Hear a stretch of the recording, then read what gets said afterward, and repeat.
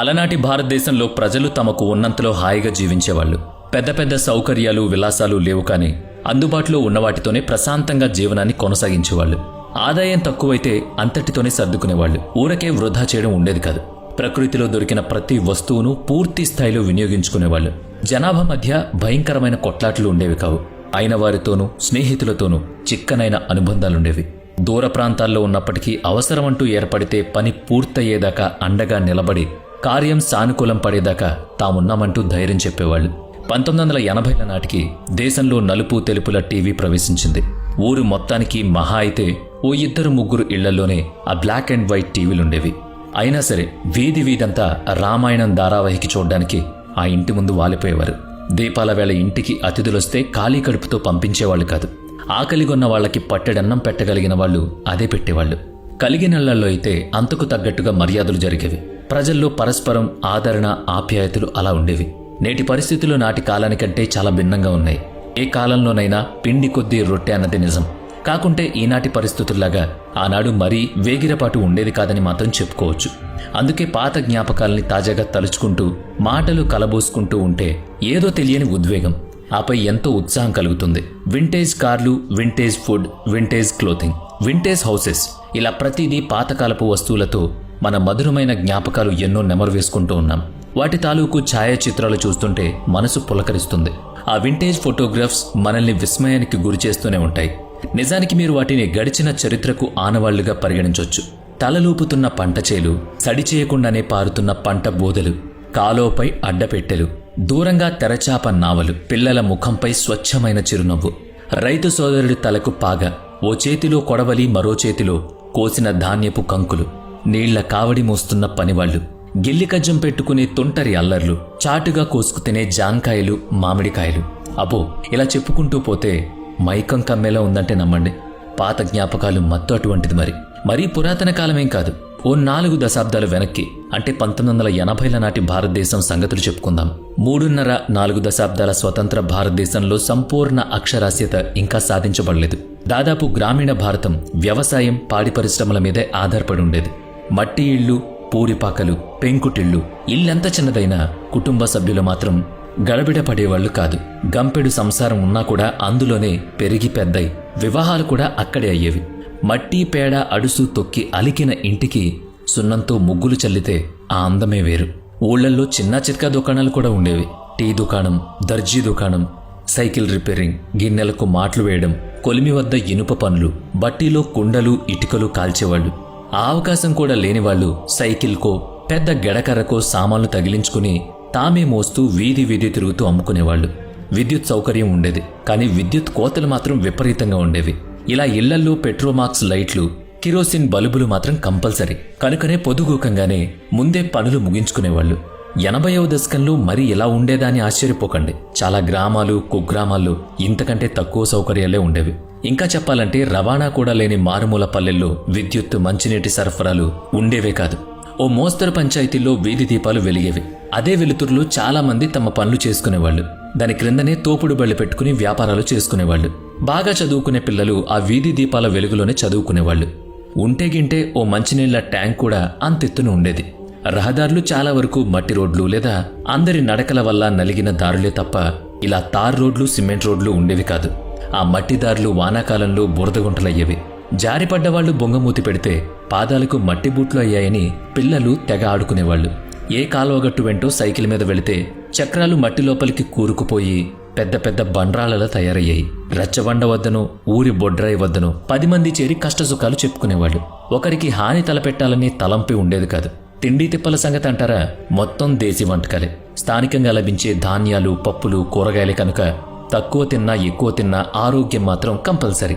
ఓ మోస్తరు అనారోగ్యానికి వంటింటి దినుసులే మందు మాకు. గ్రామాల్లోని పెద్ద మనిషో, గుడి పూజారిగాను, బడిపంతులుగాను ప్రకృతి వైద్యం చేసేవాళ్లు. వడ్లు దంచడానికి రోళ్లు, పిండి ఆడ్డానికి తిరగళ్లు, వండుకోవడానికి మట్టి కుండలు, సరుకుల నిల్వకు మట్టి, ఇత్తడి పాత్రలు ఉండేవి. ఇక వంట చెరుకుగా అయితే పిడకలు, ఎండు పుల్లలు, కట్టెలు ఉండేవి. అంటే ప్రకృతి నుంచి వచ్చే వాటితోనే మన అవసరాలు తీరేవి. వృధా చేయడం అనేది దాదాపుగా ఉండేది కాదు. ఎందుకంటే ప్రతి దానికి ఆ రోజుల్లో చాలా విలువ. ఇక చర్కా తిప్పి దారం తీసి మగ్గన్నేసి బట్టలు తయారు చేసుకునేవాళ్లు. ఇంటర్నెట్ లేదు గనుక ప్రజల్లో ప్రాపంచిక విషయ పరిజ్ఞానం ఉండేది కాదు. ఎక్కడో ఢిల్లీ నగరంలో జరిగిన విషయాలు ఊళ్ళో వ్యక్తి చెప్పాడనుకోండి, ఇహ చూడండి అతను పెద్ద మేధావి, గొప్ప గౌరవం కూడా దక్కేది. ఏ మాటకు ఆ మాట చెప్పుకోవాలి. మనుషులు ఒక పద్ధతిగా ఉండేవాళ్లు. కాస్త మరుగు, ఒకంత సిగ్గు, చెప్పుకునే స్థాయిలో మంచి మర్యాద పాటించడం ఉండేవి. సాధ్యమైనంత వరకు గ్రామాలు శుభ్రంగానే ఉండేవి. ఆనాటి మనుషులు మనసుల్లాగా. 1981 నాటికి దేశంలో అక్షరాస్యత శాతం 41. స్కూళ్లల్లో మాస్టారు చెప్పింది చదవడమే తప్ప వేరే మార్గం లేదు. గ్రంథాలయం, అందులో బోలెడు పుస్తకాలు ఉండే వ్యవస్థ చిన్న గ్రామాల్లో ఉండేది కాదు.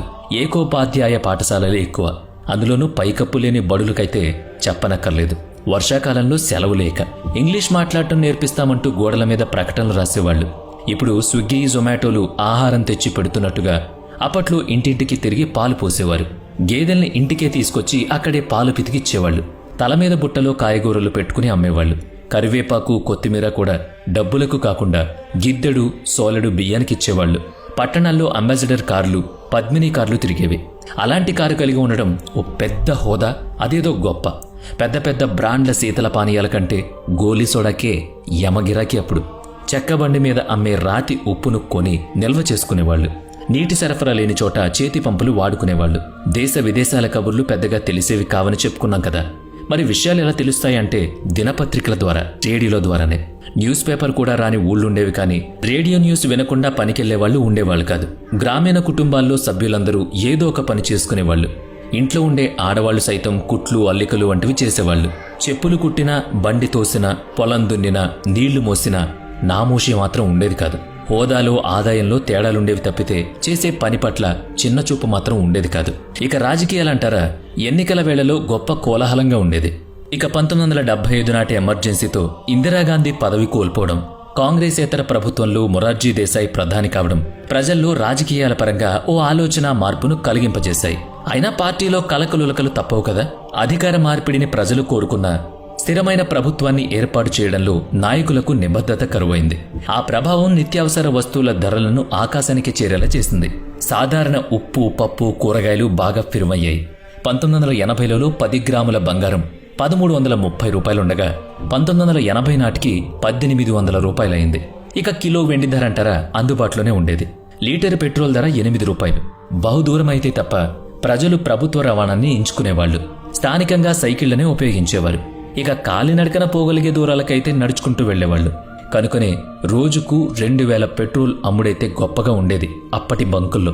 రాజకీయాలను పక్కన పెడితే రోజువారీ ఆహారంలో భాగమైన ధాన్యాల ధరలు ఈనాటి ధరలతో పోలిస్తే చాలా చాలా తక్కువ. 1980వ దశకంలో లీటరు పాలు 8 రూపాయలు, కిలో బియ్యం 1 రూపాయి, కిలో పెసలు 2 రూపాయలు, క్వింటాళ్ల గోధుమలు 142 రూపాయలు, పంచదార కిలో 5 రూపాయలు. ఈ ధరలు ఇప్పటికీ తక్కువ కావచ్చు, కానీ అప్పుడు అవి చాలా ఎక్కువ. వాటిని కూడా కొనుగోలు చేయలేక రోజుకు 2 పూటలా తినలేని వాళ్ళు కూడా చాలా మంది ఉండేవాళ్లు. సగటు రోజుకు 100 లేదా 200 రూపాయలు సంపాదించగలిగిన సామాన్యుడి కుటుంబం పోషణకు ఆ మాత్రం ఆదాయాన్ని సరిపెట్టుకునేవాళ్లు. ఇక సినిమాల వంటి వినోద రంగంలో ఇప్పటి ట్రెండ్స్ ఎలా ఉన్నాయో మీకు తెలుసు. Heavy makeup, heavy costume, heavy jewellery, విదేశీ లొకేషన్స్, అతి భారీ ఖర్చులు, అందుకు తగ్గట్టే టికెట్ ధరలు, ఇవన్నీ మనకు అనుభవమే. 1980లలో కూడా మేకప్ ఉండేది, కానీ మరీ అంత ఎక్కువ కాదు. తక్కువ మెరుగులతోనే ఆకర్షణీయంగా తయారయ్యేవాళ్లు. ఆ కాలపు సినిమా ఫంక్షన్లు కూడా ఎంతో ఆర్భాటరహితంగా ఉండేవి. ఎంతో కొంత మోడర్న్ దుస్తుల్లో, పాశ్చాత్య ధోరణిలో తెరపై నటించిన వారు కొందరున్నారు. ఆనాటి నటీనటుల్లో దేశీయంగానూ అంతర్జాతీయంగానూ పేరు ప్రఖ్యాతలు సంపాదించుకున్న వాళ్ళు ఉన్నారు. మనం ఒక విషయం తప్పక గుర్తు చేసుకుని తీరాలి. అంతర్జాతీయంగా భారత స్వతంత్రతను ఎవ్వరూ ప్రశ్నించజాలరని చాటి చెప్పిన ఘనత ఇందిరాగాంధీ హయాంలో జరిగింది. 1971 బంగ్లాదేశ్ విమోచన యుద్ధంలో భారతదేశం అందించిన చొరవను ఇప్పుడు ఆ దేశం మర్చిపోయిందేమో, కానీ చరిత్రను ఏమార్చడం కుదరదు కదా. రెఫ్యూజీలుగా బంగ్లా విడిచి భారత్లో ప్రవేశించిన లక్షల మంది పశ్చిమ బెంగాల్, ఒరిస్సా, అస్సాం తదితర సరిహద్దు రాష్ట్రాల్లో తలదాచుకుంటే అందరికీ నీడనిచ్చింది మన భారతదేశం. దాదాపుగా 93,000 మంది పాక్ సైనికుల్ని బంధించి పాకిస్తాన్ను ఓడించి యుద్ధ విరమణ చేయించిన ఘనత నాటి ప్రధాని ఇందిరకు దక్కుతుంది. ఎంతో చురుగ్గా, కీలకంగా విధులు నిర్వహిస్తున్న ఆనాటి మన భారత సైనికుల పాటవానికి జోహార్లు చెప్పాలి. 1974లో ఇరాక్ అధినేత సద్దాం హుస్సేన్ భారత సందర్శనకు వచ్చినప్పుడు ప్రధాని ఇందిరాగాంధీ స్వయంగా స్వాగతించడానికి వెళ్లిన అరుదైన దృశ్యం చూస్తుంటే అమెరికాకు ముచ్చెమటలు పట్టించిన సద్దాం హుస్సేన్ భారత్తో మైత్రి బంధం నెరపడం కూడా అబ్బురంగానే తోస్తుంది. 1974 మే 18లో రాజస్థాన్ పోఖ్రాన్లో అణుపరీక్షలు నిర్వహించిన భారతదేశం తెగువకు అగ్రదేశం, మండిపడిన మనం స్వేచ్ఛా స్వాతంత్రాలకే ప్రథమ ప్రాధాన్యత ఇస్తామని లోకానికి వెల్లడించాం. తమ అణుపరీక్షలు కేవలం స్వీయ రక్షణ తప్ప ఎటువంటి ఉద్రిక్తతలు, దాడులు చేయవని ఆనాటి అంతర్జాతీయ సమాజానికి మనం చాటి చెప్పాం.